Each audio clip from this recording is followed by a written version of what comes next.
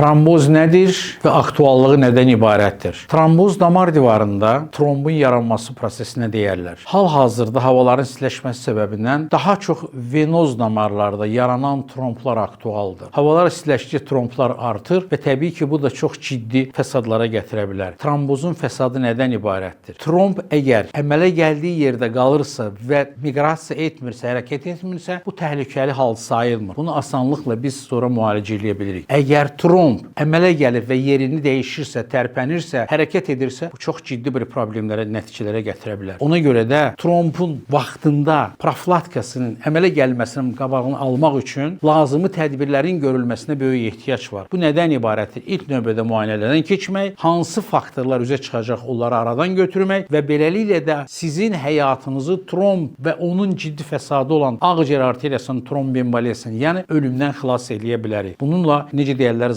zarafat etmək lazım deyil. Trombların vaxtında müalicəsi çox önəmli bir məsələdir.